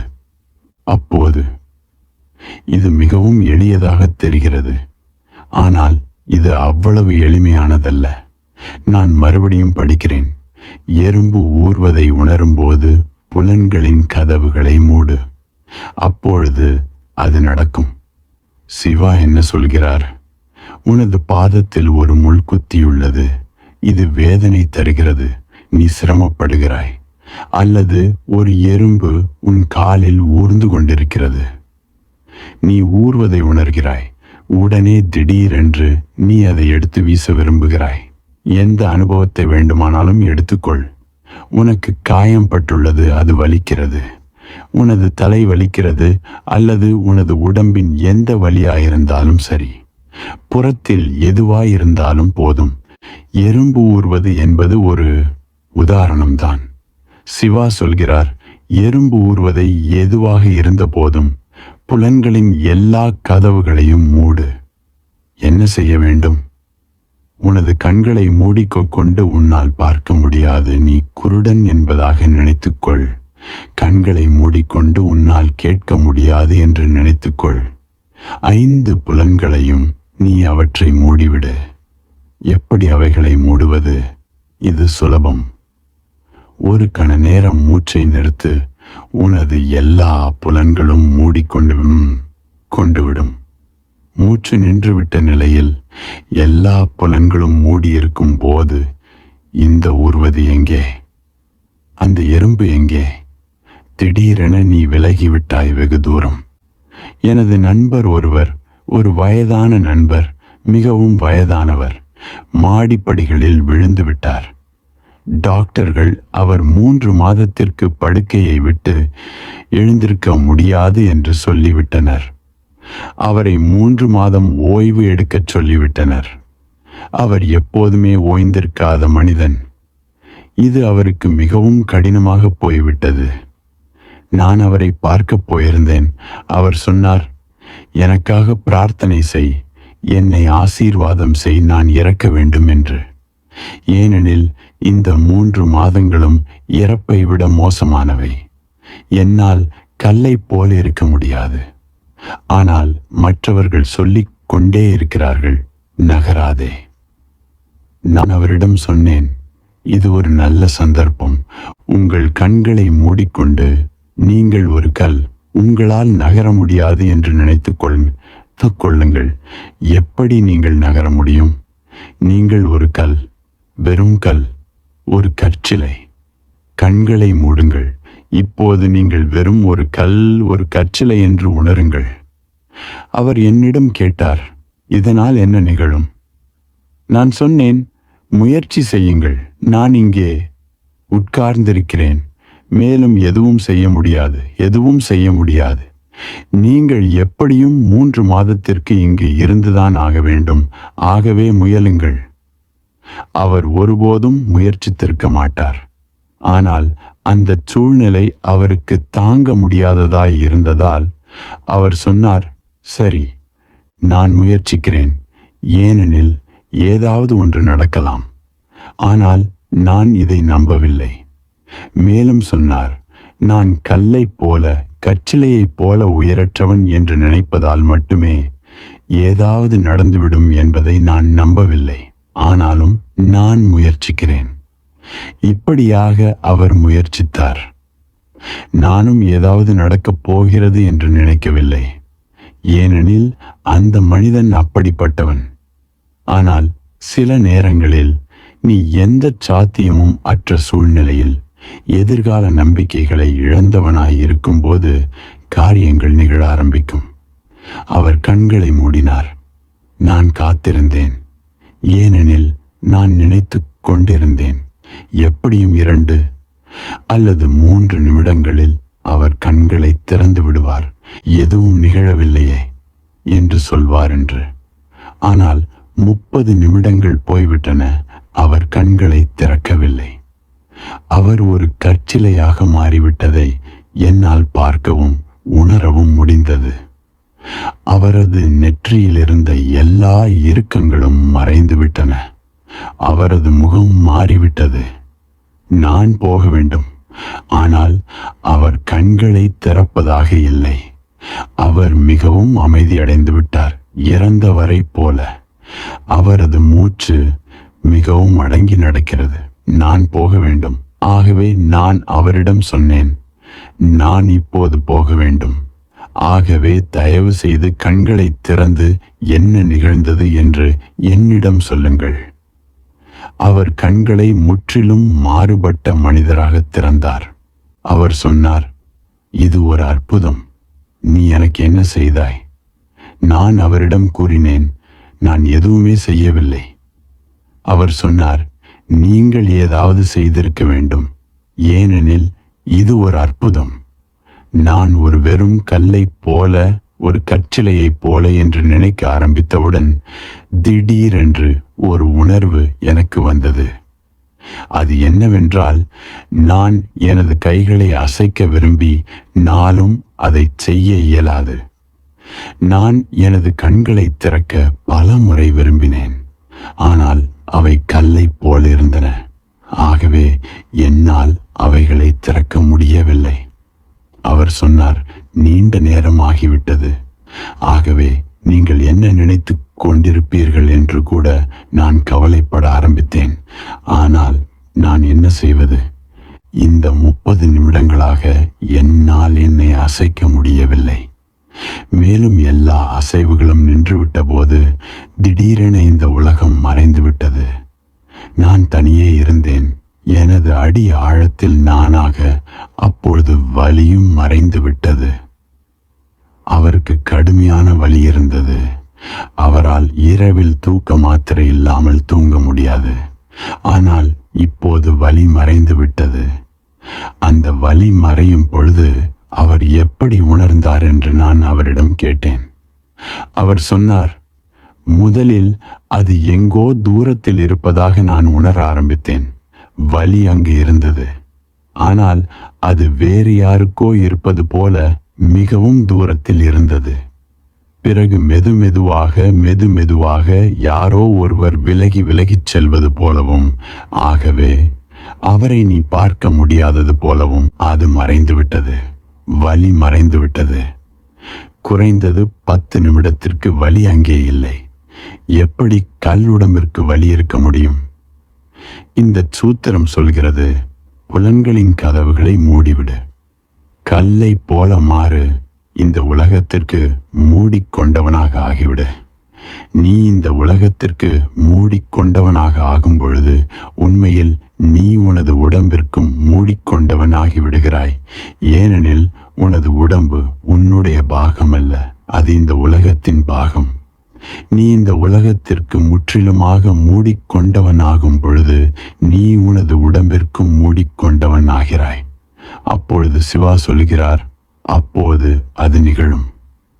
ஆகவே உடம்போடு இதை முயற்சி செய். எதுவாயிருந்தாலும் போதும். ஏதோ ஒரு எறும்பு உன்மேல் ஊர்ந்து போக வேண்டும் என்ற அவசியமில்லை. இல்லாவிட்டால் நீ நினைத்துக் கொள்வாய், எறும்பு ஊறும்போது நான் தியானம் செய்வேன். ஆனால் அப்படி உதவக்கூடிய எறும்புகளை கண்டுபிடிப்பது மிகவும் கடினம். ஆகவே எதுவாயிருந்தாலும் போதும். நீ படுக்கையில் படுத்திருக்கிறாய், நீ சில்லென்றிருக்கும் விரிப்பை உணர்கிறாய், உயிரற்றவனாக ஆகிவிடு. திடீரென்று அந்த விரிப்புகள் தூரமாக போய் போய் போய் அவை மறைந்துவிடும். உன்னுடைய படுக்கை மறைந்துவிடும். உன்னுடைய படுக்கை அறை மறைந்துவிடும். இந்த முழு உலகமும் மறைந்துவிடும்.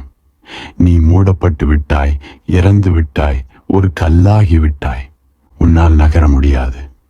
இப்போது நீ நகர முடியாத போது நீ உன்னிடமே திரும்ப வீசப்படுகிறாய். நீ உன்னிடத்திலே மயம் கொள்கிறாய். அப்போது முதன்முறையாக நீ உனது மையத்திலிருந்து பார்க்க முடியும்.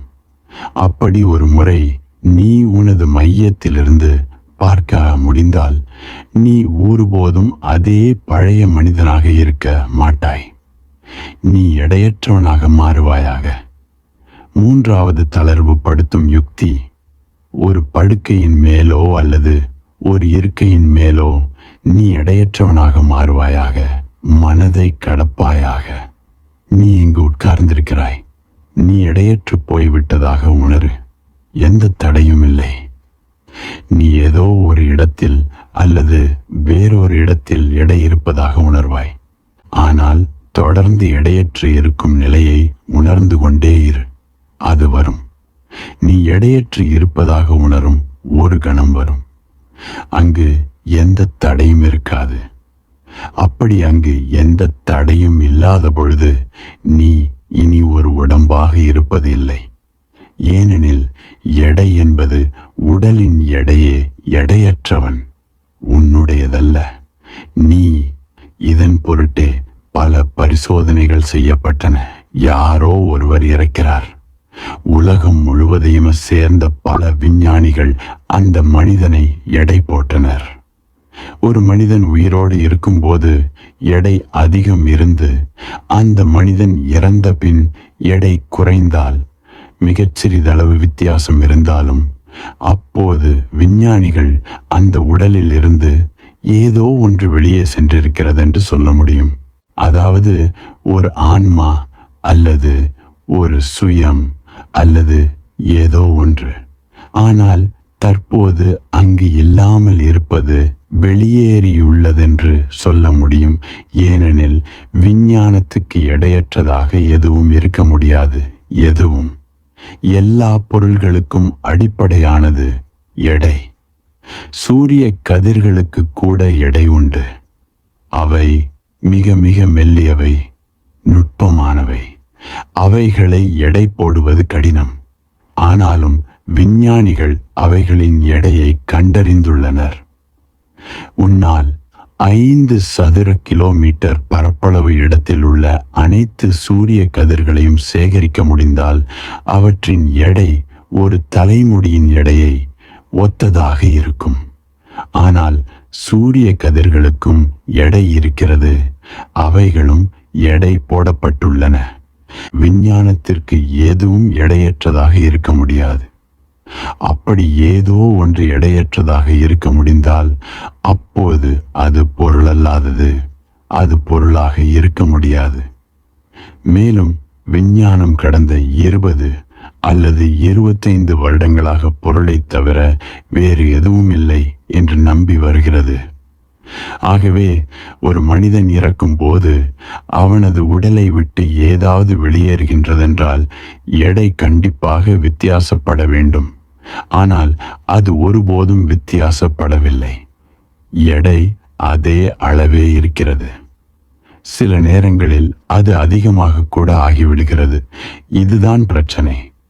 உயிரோடு இருக்கும் மனிதன் எடை குறைவாயிருக்கிறான். இறந்து போனவன் அதிக எடை உள்ளவனாக மாறுகிறான். இது புதிய பிரச்சனைகளை உருவாக்கியது. ஏனெனில் அவர்கள் ஏதாவது எடை குறைவதை கண்டு பிடிக்கவே முயற்சிக்கிறார்கள். அப்போதுதான் அவர்கள் ஏதோ ஒன்று வெளியேறியதென்று சொல்ல முடியும். ஆனால் பார்க்கும்போது அதற்கு மாறாக ஏதோ ஒன்று உள்ளே வருகிறது. என்ன நடந்தது? எடை பொருளை சார்ந்தது. ஆனால் நீ ஒரு எடையாக இருப்பவன் அல்ல. நீ பொருளாக இல்லாதவன். நீ இந்த எடை இல்லாத நிலை என்ற யுக்தியை முயற்சிப்பதானால் நீ உன்னை எடையற்றவனாக நினைத்து கொள்ள வேண்டும். வெறும் நினைத்துக் கொள்வது மட்டுமல்ல, அதோடு உனது உடல் எடையற்றதாக மாறிவிட்டதை உணர வேண்டும். நீ தொடர்ந்து உணர்ந்து கொண்டே இருந்தால் திடீரென நீ எடையற்று போய் விடுவதை உணர்ந்து கொள்ளும் கணம் ஒன்று வரும். நீ ஏற்கனவே அப்படித்தான். ஆகவே இதை நீ எந்த நேரமும் உணரக்கூடும். நீ எடையற்றவன் என்று மறுபடியும் உணர்ந்து கொள்ளக்கூடிய ஒரு சூழ்நிலையை உருவாக்க மட்டுமே வேண்டும். நீ உன்னை வசியத்தில் இருந்து மீட்க வேண்டும். நான் இந்த உடம்புதான், ஆகவே நான் எடையை உணர்கிறேன் என்ற இந்த நம்பிக்கை தான் இந்த வசியம். நீ உன்னை வசியத்திலிருந்து மீட்டு நீ ஒரு உடம்பல்ல என்று உணர முடிந்தால் நீ எடையை உணர மாட்டாய். மேலும் நீ எடையை உணராத பொழுது நீ மனதை கடந்து இருப்பாய். சிவா சொல்கிறார், ஒரு படுக்கையின் மேலோ அல்லது ஒரு இருக்கையின் மேலோ இருக்கும் பொழுது நீ எடையற்றவனாக மாறுவாயாக, மனதை கடப்பாயாக. அப்பொழுது அது நிகழ முடியும். மனதிற்கும் எடை உண்டு. ஒவ்வொருவரின் மனமும் வெவ்வேறு எடை கொண்டது. ஒரு சமயத்தில் மனம் அதிக எடையோடு இருந்தால் அதிக புத்திசாலித்தனத்தை காட்டுவதாக சில கருத்துக்கள் முன்வைக்கப்பட்டன. பொதுவாக இது உண்மையே, ஆனால் முற்றிலும் அல்ல. ஏனெனில் சில சமயங்களில் மாபெரும் அறிஞர்கள் மிகச் சிறிய மனத்தோடு இருந்திருக்கிறார்கள். சில சமயங்களில் சில மடத்தனமான முட்டாள்களின் மனம் அதிக எடையோடு இருந்திருக்கிறது. ஆனால் பொதுவாக இது உண்மையே. ஏனெனில் உனது மனதின் இயந்திர சாதனம் பெரிதாக இருக்கும் பொழுது அது அதிக எடை உள்ளதாக இருக்கிறது.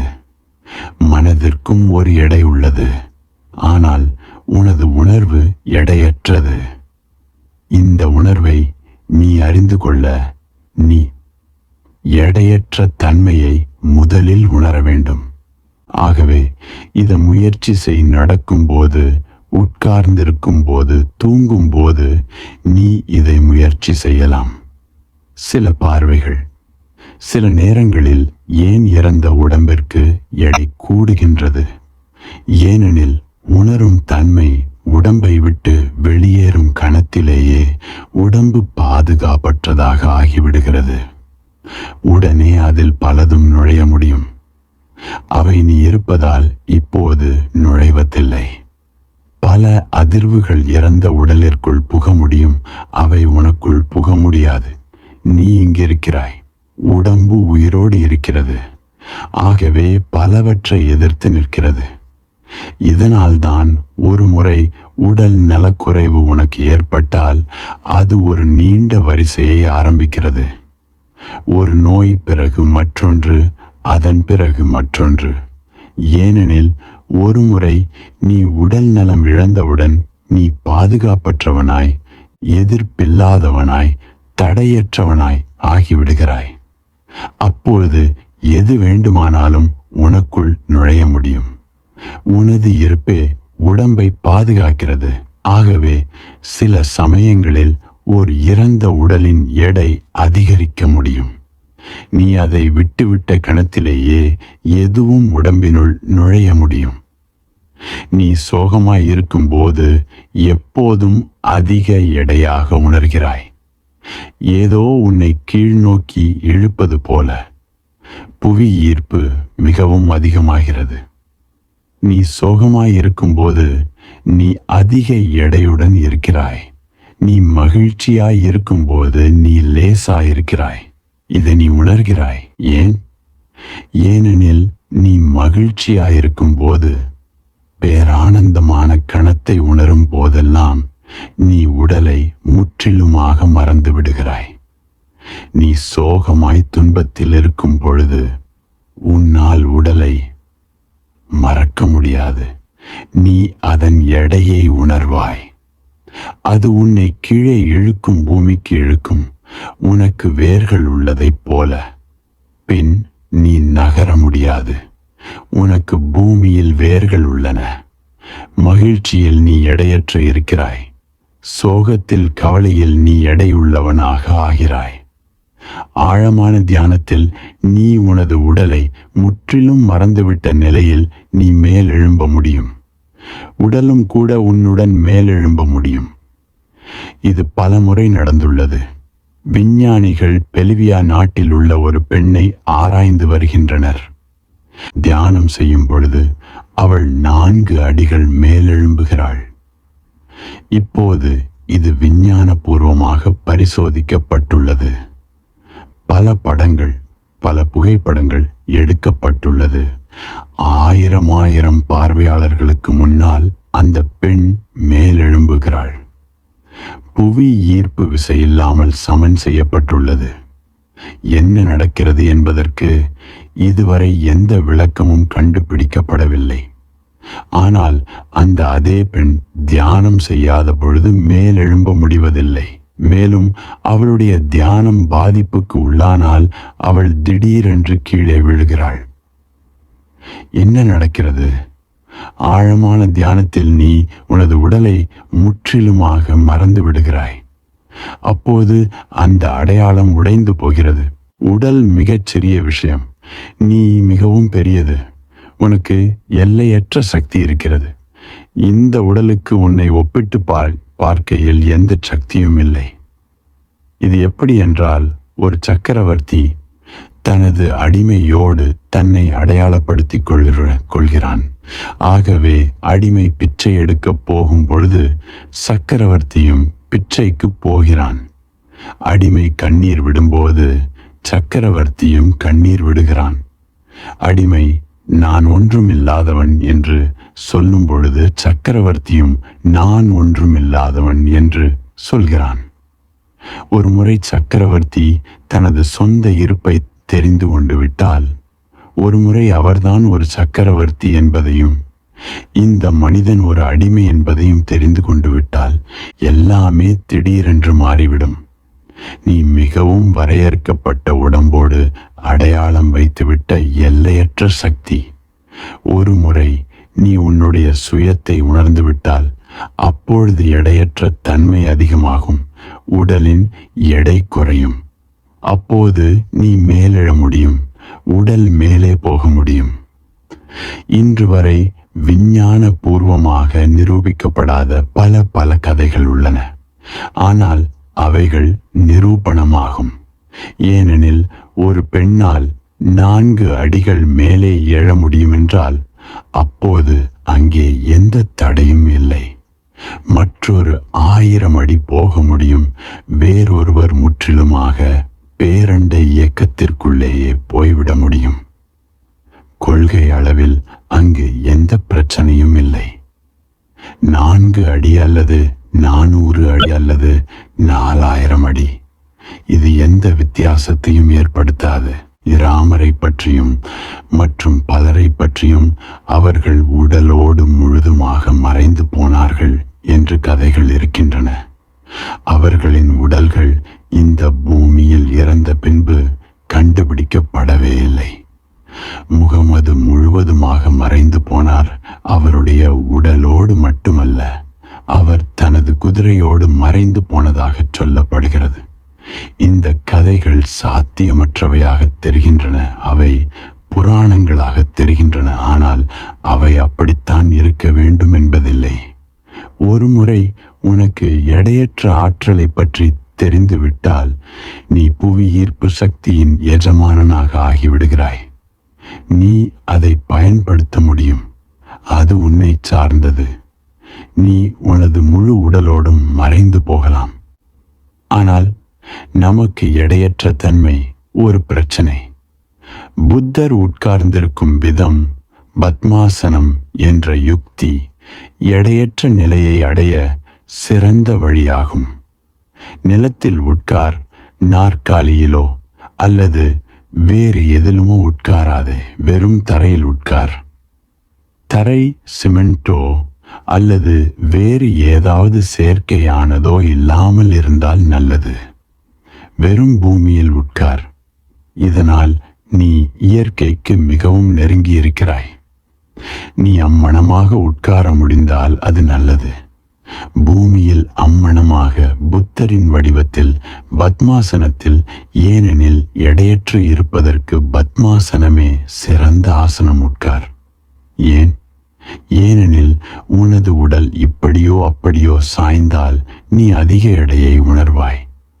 அப்போது உனது உடம்பில் புவி ஈர்ப்பால் பாதிக்கப்படும் பகுதி அதிகமாக இருக்கும். நான் இந்த நாற்காலியில் உட்கார்ந்திருக்கும் பொழுது பத்மாசனத்தில் அமர்ந்திருப்பதை விட அதிகமாக எனது உடம்பு பகுதி புவி ஈர்ப்பால் பாதிக்கப்படுகிறது. நீ நின்று கொண்டிருக்கும் பொழுது குறைந்த பகுதியே பாதிக்கப்படுகிறது. ஆனால் நீ நீண்ட நேரம் நிற்க முடியாது. மகாவீரர் நின்று கொண்டே தியானம் செய்தார் எப்பொழுதும். ஏனெனில் மிக குறைவான பகுதியே ஈர்க்கப்படுகிறது. உனது பாதங்கள் மட்டுமே தரையை தொட்டு கொண்டிருக்கின்றன. நீ உனது காலில் நேராக நிற்கும் போது மிக குறைந்த அளவே புவி ஈர்ப்பு உன்னிடம் வேலை செய்கிறது. மேலும் புவி ஈர்ப்பே எடை. புத்தருடைய வடிவத்தில் கோர்த்து கொண்டு உட்கார்ந்து கொண்டிருப்பது உனது கால்கள் பூட்டப்பட்டுள்ளன, உனது கைகள் பூட்டப்பட்டுள்ளன. இதுவும் உதவும். ஏனெனில் அப்போது உனது உள்ளிருக்கும் மின்சாரம் ஒரு முழு சுற்றாக மாறுகிறது. உனது முதுகு தண்டு நேராக இருக்கட்டும். இப்போது நீ புரிந்து கொள்ளலாம் ஏன் முதுகுத்தண்டு நேராக இருப்பதற்கு அவ்வளவு முக்கியத்துவம் கொடுக்கப்பட்டது என்பதை. ஏனெனில் முதுகுத்தண்டு நேராக இருக்கு. மளவு மேலும் மேலும் குறைவான பகுதியே ஈர்ப்புக்கு உள்ளாகிறது. ஆகவே புவி ஈர்ப்பு உன்னை குறைவாகவே பாதிக்கிறது. கண்களை மூடிக்கொண்டு உன்னை முழுதுமாக சமன் செய்து கொள். உன்னை மையப்படுத்திக் கொள். வலது பக்கமாக சாய்ந்து புவி ஈர்ப்பை உணர். இடது பக்கமாக சாய்ந்து புவி ஈர்ப்பை உணர். முன்பக்கமாக சாய்ந்து புவி ஈர்ப்பை உணர். பின்பக்கமாக சாய்ந்து புவி ஈர்ப்பை உணர். பிறகு புவி ஈர்ப்பை மிக குறைவாய் உணரும் மையத்தை, மிகவும் குறைவாக எடையை உணரும் இடத்தை கண்டுபிடித்து அங்கேயே இரு. பிறகு உடலை மறந்துவிட்டு உன்னை எடையற்று உணர் எடையற்றவன். பிறகு இந்த எடையற்ற தன்மையை தொடர்ந்து உணர்ந்து கொண்டே இரு. திடீரென நீ எடையற்று போய்விடுவாய். திடீரென நீ உடம்பில்லாமல் இருப்பாய். திடீரென நீ உடம்பற்ற ஒரு மாறுபட்ட உலகத்தில் இருப்பாய். எடையற்ற தன்மையே உடம்பற்ற தன்மை. அப்போது நீ மனதையும் கடந்து விடுகிறாய். மனமும் உடலின் பாகம்தான், பொருளின் பாகம்தான். பொருளுக்கு எடையுண்டு, உனக்கு எடை இல்லை. இதுதான் இந்த யுக்தியின் அடிப்படை. இந்த யுக்தியை முயற்சி செய். மேலும் இதையே சில நாட்களுக்கு பிடித்து கொண்டிரு. அதன் மூலம் இது உனக்கு வேலை செய்கிறதா இல்லையா என்பதை உணர்ந்து கொள்ள முடியும். இன்று இது போதும்.